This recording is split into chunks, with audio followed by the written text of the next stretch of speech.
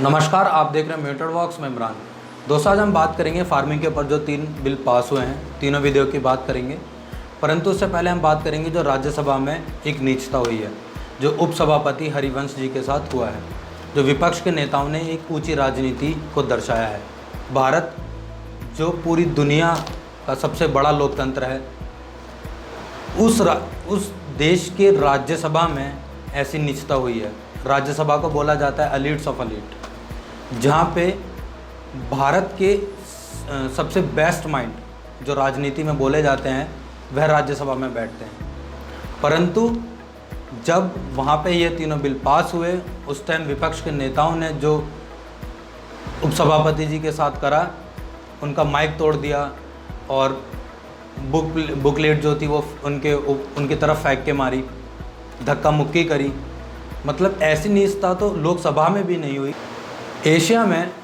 भारत जो कि सबसे फंक्शनल डेमोक्रेसी मानी जाती है, उसकी राज्यसभा में अगर ऐसी नीचता होगी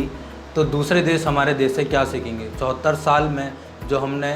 डेमोक्रेसी के मापदंड तय करे हैं या हमने सिद्ध किया है एक डेमोक्रेसी के तहत, अगर अब जाके राज्यसभा में ऐसी नीचता होगी तो दूसरे देश हमारे देश से क्या सीखेंगे, पहली बात। और दूसरी बात कि जब विपक्ष का यह कहना है कि हमें प्रॉपर टाइम नहीं मिला डिस्कशन को लेके, परंतु 1 बजे तक डिस्कशन हुआ था इन बिल्स को लेके। अब बात कर लेते हैं तीनों विधेयकों की कि सरकार सच में किसानों की अहित की बात कर रही है कि उनके हित की बात कर रही है। परंतु इसको समझने से पहले, इस पृष्ठभूमि को समझने से पहले हमें यह बात समझनी होगी कि अभी तक हमें एक ऐसा ही नैरेटिव बनाया जाता है या नैरेटिव हम तक आता है कि जिसमें यह दिखाया जाता है कि किसान और व्यापारी दोनों के बीच में कोई संबंध नहीं हो सकता। व्यापारी हमेशा किसान को दबाएगा, परंतु व्यापारी जो है वह भी तो इसी समाज का हिस्सा है, इसी समाज से उठकर बना है। तो क्या सच में ऐसा होता है कि जो व्यापारी है वह किसान को दबाएगा? क्योंकि केवल हम किसानों की पूरी उपज को केवल मंडी तक ही सीमित रखें तो उससे तो अभी तक 70 या 74 सालों में कोई सलूशन नहीं मिला है किसानों को। हर सरकार ने वादा करा है कि हम उनकी आय को दुगनी करेंगे, परंतु केवल वह मंडी तक सीमित रह के वह जो रकम है वो दुगनी होगी, किसानों की जो आय है वो दुगनी होगी। क्योंकि जो मंडी है वह अपने आप में ही एक बहुत ही एक राजनीतिक या पॉलिटिसाइज्ड एक सेक्टर है। राजनीति का हेड वही होता है ज़्यादातर जिस राज्य में जिस राजनीतिक पार्टी का मुख्यमंत्री होता है, और वही मंडी का जो भी कर्ता धर्ता होगा, मिडल मैन जिसे बोला जाता है, वह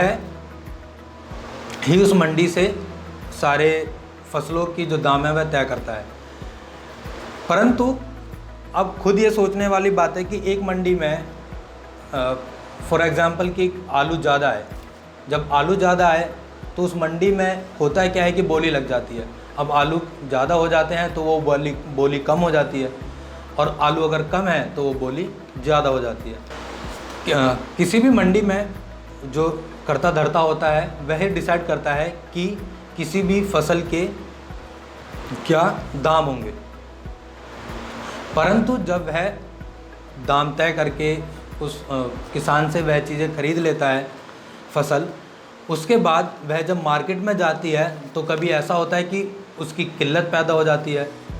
और कभी ऐसा होता है कि वह सरप्लस पोजीशन पे चली जाती है।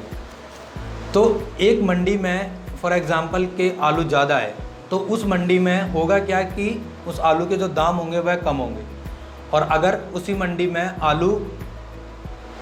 ज़्यादा आ गया तो दाम कम हो जाते हैं। परंतु केवल एक मंडी से पूरे भारत का रेट तय नहीं होता है। और उसके बीच में भी अगर हम पूरे मंडी के इंफ्रास्ट्रक्चर की बात करें तो पहले फार्मर लोकल ट्रांसपोर्टर के पास जाता है, लोकल ट्रांसपोर्टर से लोकल मंडी पे जाता है सामान, लोकल मंडी से लोकल बायर पे जाता है, लोकल बायर से फिर वह अगेन ट्रांसपोर्ट के खर्चा आता है, फिर वो दूसरी बड़ी मंडी में जाता है, बड़ी मंडी से वह होल सेलर के पास जाता है, होल सेलर से वह या तो होटल पे जाता है या रिटेलर पे जाता है या फिर वो एक्सपोर्ट हो जाता है, फिर एंड में जाके वह कंज्यूमर तक पहुंचता है। तो फार्मर से कंज्यूमर तक पहुंचने में ये जो सीढ़ी है कि उसमें लोकल ट्रांसपोर्ट का खर्चा है, लोकल मंडी पे जाने का खर्चा है, फिर लोकल बायर के पास फसल पहुंचती है, फिर लोकल बायर से ट्रांसपोर्टर पे पहुंचती है, ट्रांसपोर्टर से बिग मंडी पे पहुंचती है, बड़ी मंडी पे पहुंचती है, बड़ी मंडी से फिर ये होलसेलर, होलसेलर के बाद होटल, होटल के बाद रिटेलर, फिर एक्सपोर्ट। मतलब जो ये श्रृंखला है, इस श्रृंखला में फार्मर से कंज्यूमर के बीच में बहुत ज़्यादा सीढ़ियाँ हैं, जिससे होता है क्या है कि हर सीढ़ी पे खर्चा होता है। जब खर्चा होता है तो जब तक कंज्यूमर के पास वो फसल पहुंचती है तो जो एक्चुअल दाम है उस फसल का वह बढ़ जाता है, और मंडी में फार्मर को यह दाम कम मिलता है क्योंकि मंडी में जो करता धरता है वह रेट तय कर देता है। वही मैंने अभी बताया कि अगर मंडी में ज़्यादा आ जाता है तो रेट कम हो जाता है, और मंडी में सामान कम है, कोई फसल कम है तो रेट ज़्यादा हो जाता है।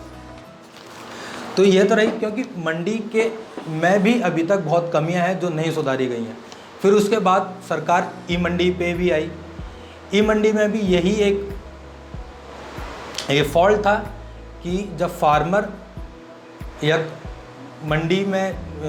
के पास बेचता था सामान को ई मंडी के तहत, तो उसमें भी जो फसल की क्वालिटी होती थी उस क्वालिटी चेक नहीं होती थी, जिससे होता क्या था कि काफ़ी ज़्यादा मतलब ऐसे आर्टिकल्स हैं कि काफ़ी ज़्यादा जो फसल है वह ख़राब हो जाती थी। तो ये एक ई मंडी में एक फॉल्ट था। तो उसके तहत जो अब पहला जो नया बिल आया है जो एग्रीकल्चर मार्केट पर है, अब जो 3 बिल आए हैं उन 3 बिलों में से जो पहला बिल है वो एग्रीकल्चर मार्केट पर है, जिसमें सरकार एक नया इकोसिस्टम बनाना चाहती है जिसके तहत कंज्यूमर और फार्मर के बीच में जितनी भी ये सीढ़ियाँ हैं यह कम हो, और जो फार्मर है या जो किसान है उसको सही दाम मिले, और जो कंज्यूमर है उस पर भी वो जो मार है वह कम पड़े, तो जिसके तहत वह मंडी के बाहर भी अपने सामान को बेच सकता है, और वह राज्य के अंदर भी बेच सकता है या अपने विदिन स्टेट भी बेच सकता है और स्टेट के बाहर भी बेच सकता है। पहला बिल ये है। इस पे अपोजिशन का कहना है कि अगर ऐसा हो जाता है कि एक राज्य से वह सामान उठ के दूसरे राज्य पे चला जाता है तो इसमें रेवेन्यू का झंझट होगा कि कौन सी राज्य सरकार का रेवेन्यू कम हो जाएगा, किसी राज्य सरकार का रेवेन्यू ज़्यादा हो जाएगा। फिर उसके बाद सरकार का यह कहना है कि जो कॉमन एजेंट है जो मंडी का करता धरता है उसका क्या होगा। और एंड में उनका ये भी मतलब बेसिकली जो बेसिक फंडा है उनका ये कहना है कि जो एमएसपी है सरकार उसको ख़त्म करना चाहती है, परंतु वहीं नरेंद्र सिंह तोमर जो कि कृषि मंत्री हैं उनका ये कहना है कि जो एमएसपी है या जो मंडी है वह दोनों ही जैसे चलती आई हैं वैसे ही सुचारू रूप से चलती रहेंगी। वह किसान के ऊपर है कि वह मंडी में बेचना चाहता है या मंडी के बाहर बेचना चाहता है। फिर दूसरा बिल है वो कॉन्ट्रैक्ट फार्मिंग पर है, जिसके तहत जो फार्मर है वह कॉन्ट्रैक्ट करेगा एग्रीकल्चर फार्म से, प्रोसेसर से, होलसेलर से या एक्सपोर्टर से या लार्ज रिटेलर से। तो और उसमें सरकार का यह कहना है कि जो फसल में इनप्रेडिक्टेबिलिटी आती है उससे जो फार्मर को मार पड़ती है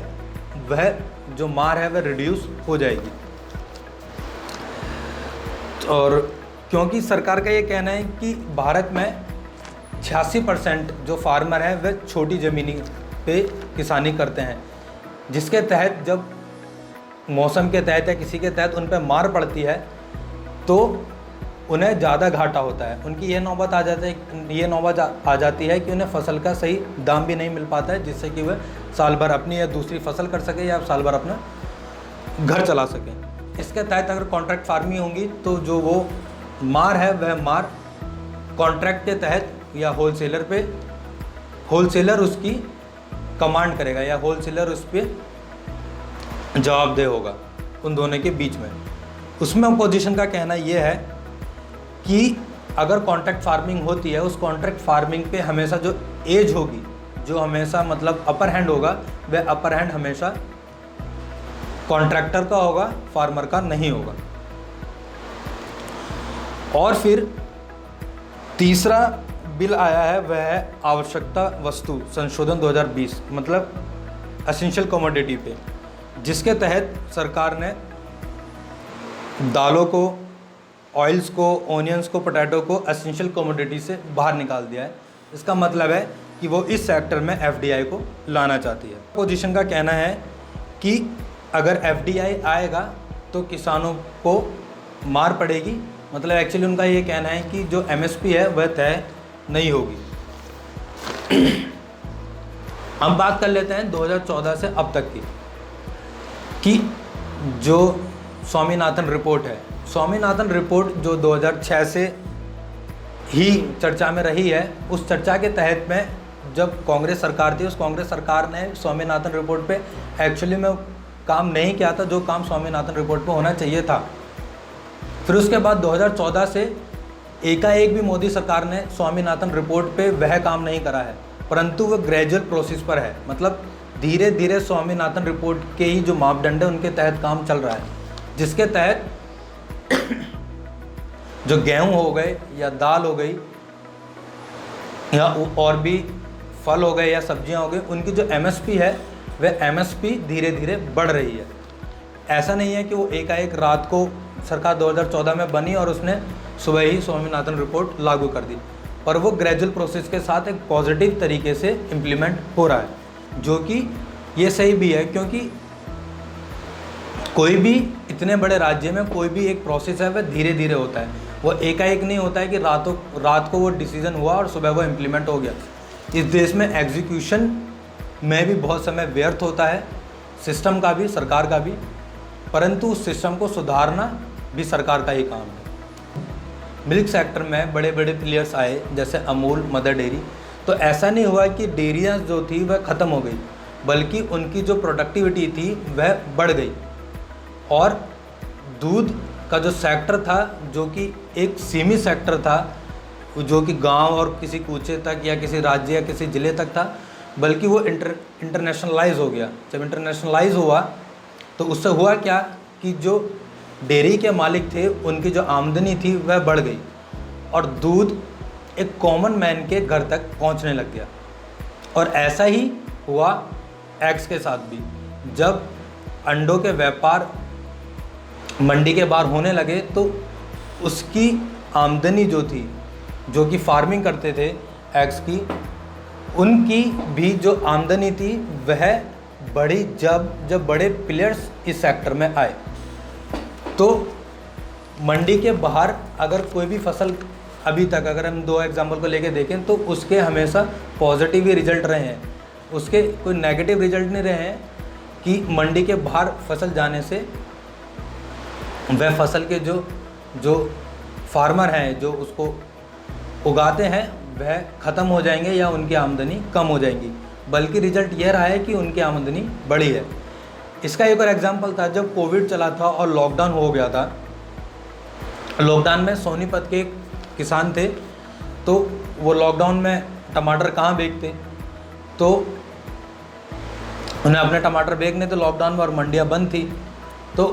हुआ क्या कि गुरुग्राम में एक एग्रीकल्चर स्टार्टअप था, उस एग्रीकल्चर स्टार्टअप से उनका कैसे भी करके कांटेक्ट हुआ। उस कांटेक्ट करने के बाद उनके जितने भी टमाटर थे वो सारे टमाटर उस एग्रीकल्चर सेक्टर जो स्टार्टअप था उसने ख़रीद लिए। और उनको जो रकम थी वह रकम जो मंडी में मिलती थी उससे उन्हें अच्छी ही रकम मिली। तो अगर ऐसे स्टार्टअप्स आएंगे, अगर ऐसे एग्रीकल्चर स्टार्टअप्स इस मार्केट में आएंगे तो इस मार्केट में का पहली बात तो बिजनेस बढ़ेगा, और जब बिजनेस बढ़ेगा तो जो किसान की आमदनी है वह भी बढ़ेगी।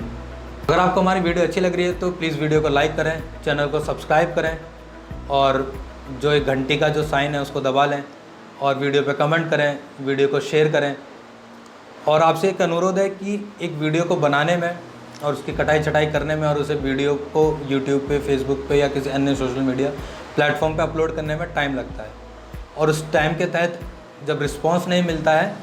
तो थोड़े सा जो कॉन्फिडेंस है वो लूज़ हो जाता है। तो उसी के चलते आपसे रिक्वेस्ट है कि प्लीज़ वीडियो को लाइक करें, चैनल को सब्सक्राइब करें